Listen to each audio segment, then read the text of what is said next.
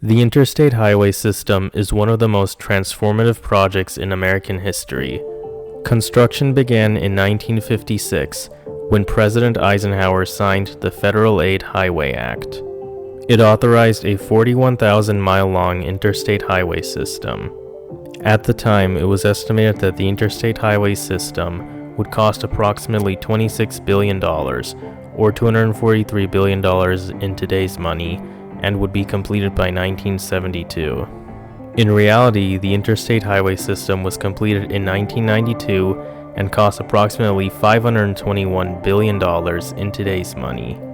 Eisenhower intended that the Interstate Highway would get rid of unsafe roads, inefficient routes, traffic jams, and make it easier to drive across the United States. At the end of the 19th century, there was only one automobile for every 18,000 people in the United States. Then, in 1908, Henry Ford introduced the Model T, which was a car that the average American could afford. In the following years, Ford's competitors made their cars more affordable for everyday people, so more people began driving cars. In the past, infrastructure like streetcars and subways were built by private companies. But then automobile interests like car companies and tire manufacturers convinced state and local governments to fund infrastructure and road construction with taxpayer money. The Interstate Highway System helped make travel faster and efficient. In addition, the Interstate Highway led to the growth of the suburbs. Newly built roads linked the suburbs to cities, so people living in the suburbs were able to commute to the city for work. The Interstate Highway System also led to more families taking road trips. And since road trips became more common, visitor attractions, service stations, motels, and restaurants were created. Another result of the Interstate Highway System is that the trucking industry expanded, making it cheaper to ship goods and raw materials. Additionally, the Interstate Highway System led to the emergence of new chain hotels for travelers. On top of that, the Interstate Highway System helped create many job opportunities. In addition, the Interstate Highway System helped expand American manufacturing from the Midwest to the South. Also, the Interstate Highway System led to the emergence of fast food restaurants because they were ideal for motorists.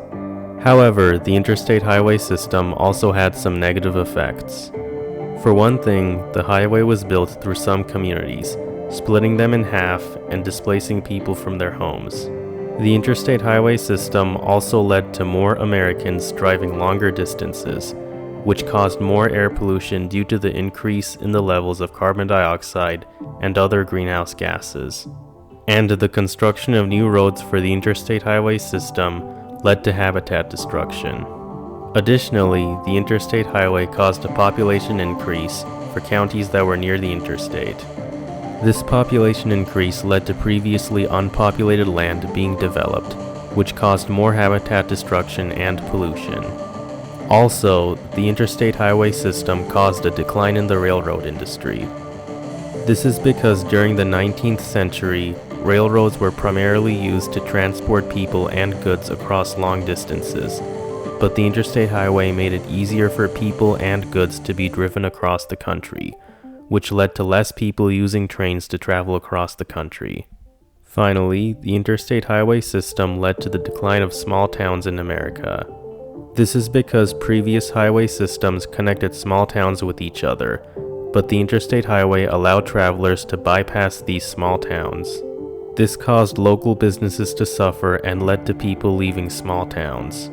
So, in short, the Interstate Highway System was a transformative project in the United States that made it easier to travel across the country, but it also hurt some parts of the country,